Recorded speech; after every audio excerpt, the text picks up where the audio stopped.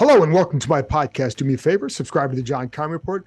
Wherever you get your podcast, you're watching on YouTube, hit that like button, hit that subscribe button. You can find us there as part of Empire Media. That's AMPIRE. Always much appreciated when you tune in. And don't forget, you can always read my work on ESPN.com.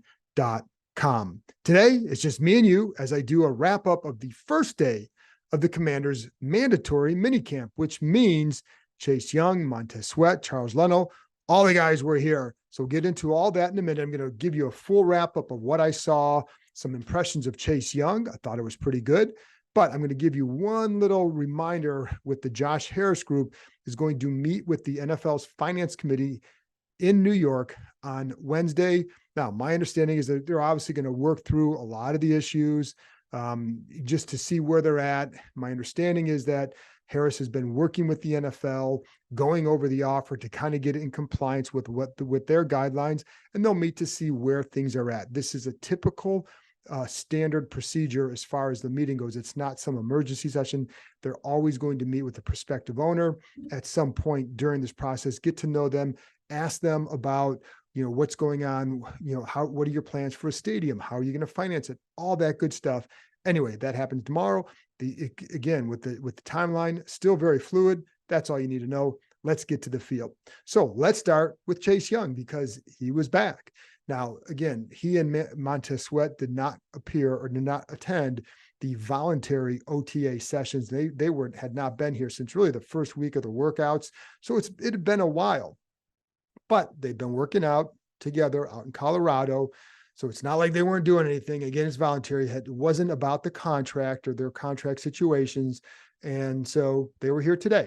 Again, mandatory, big deal.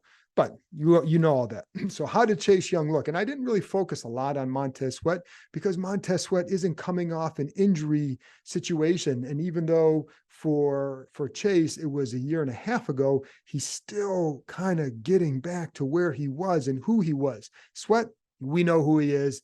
He's got to go out and produce and finish more plays. He's going to be a very good run stopping end. He's going to cause some pressures, et cetera. Just got to finish a little bit more, but he is we know where he's at. With Chase, you kind of want to see where is he at coming off that knee injury, having played 3 games at the end of the season. So during individual drills, he looks spry. You would expect that given that there's there's just an athletic situation, going over bags, doing this and that. But he looked spry and he looked quick, energetic, looked like himself, sounded like himself, would do the singing and a little bit of dancing while he was waiting in line for his turn. One time saw him go for 1 rep and wanted to get right back in line, get to the front of the line to go for another rep right away. That's always a good sign to see. So that was some of the early things there, singing, dancing, all that good stuff. He was himself. Then in the full team stuff, the full team work, he did look pretty good for a guy who hadn't been out. We hadn't seen him on the field since December or January, whenever the last game was. So that's our first chance. But he looked quick off the ball. He looked like he had some of that explosiveness back. You didn't see the stutter stepping that we saw in the first half of the 2021 season that led to a lot of not very good rushes. So I think that was, and he was working against Charles Leno. Leno had not been here as well, was here, just staying in Dallas with his family. But, it's the first time out there for Leno too. So you take all that into account. But I think the good thing for Young is that he was energetic on the field. He did show a good first step, and he did show the things that you'd want to see if you're the Commanders coaches for his first time back out there. He did wear the brace on his right knee. He was asked if he was going to wear it during the season. All he said right now is he still wants to wear it just basically as precaution. Will he wear it during the season? Don't know yet. I think it's a little bit early to say that. He looked confident. And I think one of the stumbling blocks for him last year as we worked toward the end of the year was getting over that mental hurdle with the knee and not just, just making sure when you're around congestion or piles or whatever, if somebody can hit that knee, you're going to have some issues. He had to work past that. And you saw today, now there's no contact going on, so it's not the same thing, but he didn't rush. He rushed like a guy. He moved like a guy who was confident in his body. And so I think those are the good signs. Now he's got to produce. We know all that. If he limits that stutter stepping or reduces it by a lot, he'll help his production a decent amount. So that was all for a first time out. Good first impression for Young. Worked exclusively at the right end spot, which is, how it is in the game. Sometimes he and Sweat will flip flop. So there you go. And then we talked to him afterwards. And one of the things he said, he was asked about the 5th-year option, not disappointed, said he wasn't surprised, said he did feel like himself. And when someone said, well, how do you know you're feeling like you were pre-injury? And he said, watch the film from today's practice. In other words, he felt like himself. He looked like himself. So go watch it. And that's why he's saying exactly that. He said there was a night and day difference in how he felt at the end of the season to now. And you could see it. I think it was as much the confidence in how he could move and how he was moving that really hammered that point home to me. And then with, I also think one thing that's important to note with a contract, and, while I think you'd always want to have that security of the 5th year, keep in mind, it gets him to free agency 1 year earlier. So if he goes out and produces like he thinks he can, you're talking 25 million plus versus 17.452. So there's a big difference for him in what he can earn. So that's why with the 5th year, of course, you'd want the team to do it maybe for an ego, but then when you sit back financially, the best thing may be for him if he didn't pick it up, because if he goes out and produces, then you really can really drive your price tag up. Now, if you get hurt, that's where you'd like that 5th-year option, because now you're covered. But he'll be okay if he produces. So there you go. Also watched the defensive line work, sled drills, a couple nuggets from that.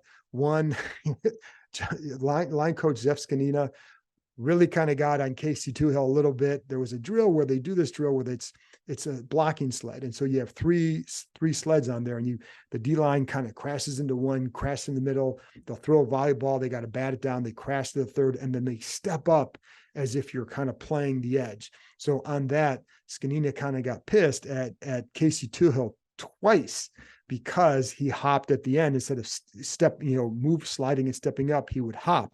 And the first time he referred to him as bleeping Peter Rabbit. So he didn't say bleeping. Then next time he said, you bleep and hop on the last one every time. Bleeping Easter is over. So yes, Scanino was a little bit annoyed. Then with John Ridgway was back out there. I think this was the first time I saw him go through as much of this work as he had, because he had the torn pec. He had surgery on a torn pec earlier this year. So I think he's kind of got to work his way back into shape, because at one point Scanino referred to his first step or his movements as being timed by a sand dot. So there you go. Anyway, so we saw that. One other thing, we talked to Tress Way today. So in talking to him, always fun. I'm going to get back on the field in a minute, but it's always fun talking to Tress.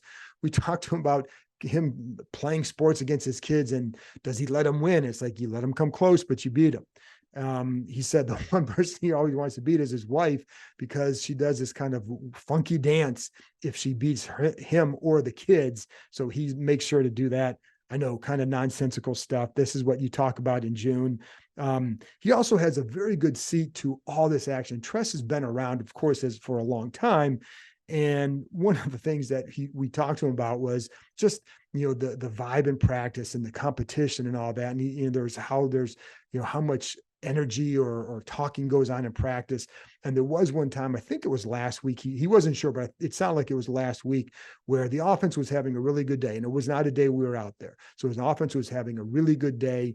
And John Allen just kind of stopped practice and loudly reminded them, there's no pass rush going on. If there was, it'd be a lot different. And nobody questioned him. He said, that's why John Allen is a leader here. He's always got that competitive mindset. And just a reminder that, hey, we're keeping you're not going full out right now. So settle down there. But it's also, I think, indicative of when a team is kind of in a good spot, they have those kind of situations and those kind of moments on the field. And one of the things, like J.D. McKissick, I felt like added a lot of energy because he talked a lot. And I think Bieniemy adds energy just by his presence. But I think you get a lot of guys out there. Emmanuel Forbes, I think, is going to be that kind of a guy. But one of the things that Rivera talked about last year that I think you'll probably hammer it home again this year is don't just talk trash to your offense. These are your teammates. They can help you win. Encourage them. Say something positive if you see something positive. And I saw that last year. I saw that especially out of Montez Sweat. You would hear him compliment a tight end or something like that if he's on the sidelines watching a play. It wasn't just about praising his defense and talking trash to the offense. It was, hey, that was a really good play. Really good job here. I think that stuff is important as well. Anyway, another guy I want to talk about, Cole Turner. One of the things he told us after practice is that he trimmed his body fat from 14% to 9%. So that you would think that will translate into a little bit more quickness. And I did see him in some red zone drills earlier this spring, do a really good job in that short area quickness, short spaces inside the red zone. I think that's, that would be an area that he can help in. He's got the size. We know that he's looked good this spring. I think it's just a reminder that for all the talk about, they should have taken a tight end, the development is key here. And if he develops, if Logan, these are all ifs, and that's the hard part is if he develops, and there's been no reason to, he certainly looks like it if Logan Thomas is healthy, and he's looked pretty good. And then if Curtis Hodges can develop, then that's really good for them. Now, those are all three ifs, and not all the ifs are always going to hit it the same year. But Cole Turner, to this point in June, has had a nice spring. By the way, he dusted Troy Apke in the slot one time, and I know what you're going to say there, but it was a good move by Cole Turner to get open, and it was like when I say dusted, it was by a good 5-6 yards, and again out of the slot. See, catch of the day belonged to, and I wrote down. Oh, that's right, Mitchell Tinsley. He had the catch of the day, and this was from Jake Fromm down the left side, kind of a reaching, lunging grab where he falls to the ground, grabs it. Just a nice job. Good throw by Fromm, but also a really good catch by Tinsley. Jamin Davis worked an individual, and then he was off to the side again. He had the procedure on his knee, and it was his right knee. He said it was something that bothered him during the offseason, and he waited up, and he was hoping that rehab and rest would take care of it. But when it didn't get better before they came back for their OTA sessions in April, he went ahead and had the procedure done. But, he's going through individual drills. So when he gets back, I don't know, certainly not expecting it this week. But for training camp, you would think he'd be good to go. And I think, people always ask, why did you wait to have he waited because he wanted to see if other stuff would help first. Again, rest, recovery, rehab. And when it didn't, then you go ahead and get it done. I'll be curious to see how he handles too the one-on-one competitions against running backs. The other thing is, I'm sorry, let me take that back. Him and also Khaleke Hudson, because Khaleke Hudson has been filling in for Davis during the team drills, and Hudson's the guy I'm really curious to see how he handles those one-on-one situations with running backs, because that's going to be a big part of his game. He had a really nice last game to the year. Can he build on that? That's what training camp is going to reveal. Let's get to the quarterback. There's always a big deal. So I got a few minutes here on Sam Howell. And by the way, Ron Rivera said today, it's like he was asked, do you view this as a competition? Well, yeah, he does. Of course you do, because they haven't, you can't say that it's not, because Howell's still, they have been very, very clear. He has been very clear from the beginning that Howell goes in as QB1, but he's got to earn the QB1 for the season. It's how it should be. But the key is, as he said, they feel very, very good about where Howell's at, and they have a lot of confidence that what Howell can do. So while you have to say at this point that it's a competition, because if he didn't, then it'd become a bigger news story that, he's already decided it, and people say, why don't you? So this is where it's at. But Howell has always been the first guy with all these drills, and the whole key is if he continues to progress, then they're going to be okay with who their starter is. Trust me. So now when you're looking at a young guy, and he is obviously a young guy with one career start, there's going to be ups and downs. And we've seen it. And we saw the first week of OTAs were here. I thought the day we were out there was pretty good. But there are still some hiccups even there. Last week, a few more hiccups. Today, it looked like some up and down, but you should expect that because they're facing a good defense. And there's all sorts of things with offensively that you wonder how that affects what's going on, especially for a young quarterback, learning new terminology, learning a different way to look at the defense from an offensive coordinator's perspective, what they want. Now, even though there's similarities between the offenses they run, there's still going to be some adjustments for him. So, and the other part is how much of the install they have, and they kind of go heavy install. And so your brain gets a little bit clouded sometimes, and maybe that affects the play. Maybe I'm making excuses for him, but I also know that that's a reality for young quarterbacks when they're learning. So not every time if there's a couple mistakes doesn't mean he's had a bad day or anything like that. It just means that's part of the growth, but it's also what else is going on that could affect that. And sometimes it's just a bad throw. Sometimes it's just a bad decision. Again, learn, progress, grow, fine. So with all that in mind, keep that in mind. So few things today. The adventure park is ziplining through the trees. It's climbing from platform to platform. It's even an axe throwing competition with your friends. But what the adventure park really is opportunity. Reconnecting with friends and family, accomplishing a challenge, and making lasting memories. So book your visit today and choose your own adventure. There were a couple plays where, he missed a guy deep. He missed McLaurin deep. McLaurin had gotten by Emmanuel Forbes, just ran by him down the right side. I think Forbes was expecting him to maybe cut a little bit, didn't do it. Forbes eventually kind of lost his footing. McLaurin's open, ball's out of bounds. So not the best throw. Next play, good decision on a throw underneath to Curtis Samuel against Benjamin St. Just. Nothing fancy, but just the right decision. Another time, Forbes blitzes from the left side, hot rod out to Marcus Kemp on the right side. Another time, we had this one little 3-step drop, slid in the pocket to the right, created a little opening for himself, and hits Logan Thomas just going across the middle to the other side. He wasn't throwing back across his body, but it was leading him into more yards going the opposite way. Just a good little movement in the pocket there for Howell. I think that's one of the things that I've seen from him that I've liked, but that's what he showed in college, and it's what he showed in his one game in his action last year, because he showed that in the preseason, but he also showed that in his one start against Dallas. Another series, there were a couple times where he badly missed some throws. Now, again, why is that? That's what I don't know. We see the end result, but sometimes you don't know what led up to that, the process of it. Sometimes you could just be a bad throw. There were a couple in a row. The second one, there was one down the middle of the field to Curtis Samuel. I don't know if there was confusion on the play because it was so off. And Howell isn't, when he's off, he's not usually that far off, but he airmailed this one. And so I wonder if he was expecting him to do something a little bit different, or again, if he just made a bad throw, but it was an unusually bad miss by Howell. So that's why I kind of noted where it's again, I'm not talking to him after every play or after every practice to find out why'd you miss that throw. It's noted. And again, you have to know, you need more information to fully vet out why something happened. And that's something that I always like. Later on, you find out more information from people, and which is my job, but it helps to form better opinions and not just go by always just what, you have to go by what you see, but sometimes there are things that lead into that you have to understand as well.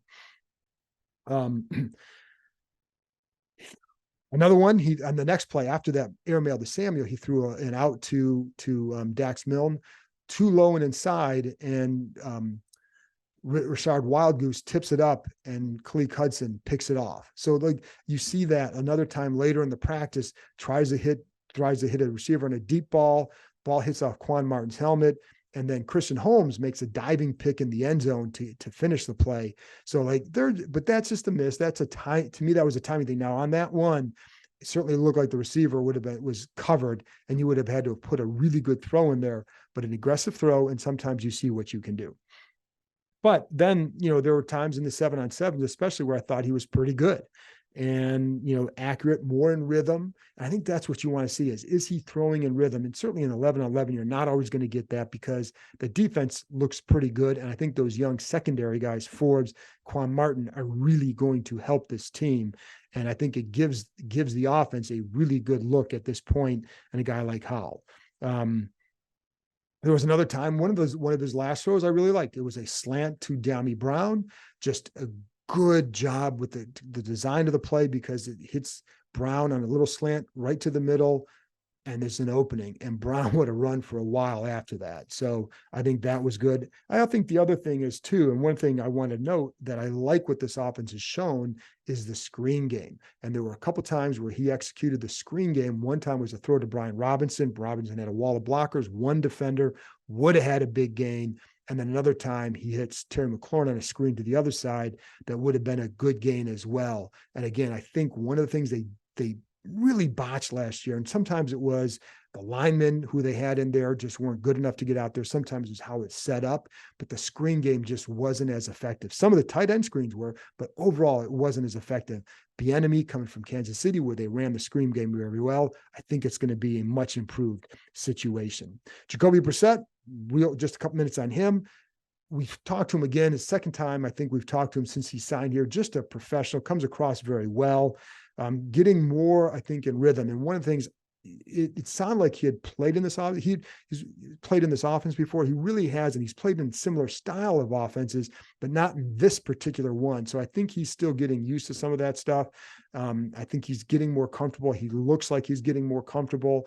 And again, I pointed out a couple of weeks ago how he was tucking and running more in 7-on-7. Well, you're not seeing that as much. That's progress. So that's where you say, okay. And I know that they, even Ron Rivera said they talk about Brissett almost as much as they talk about Howell behind closed doors. So they really like what they have in their quarterback situation. And I think they should. I think this is shaping up to be a good situation, especially with the first two guys. The other thing, what you don't see with Brissett much of, at least when we've been out there, are the picks.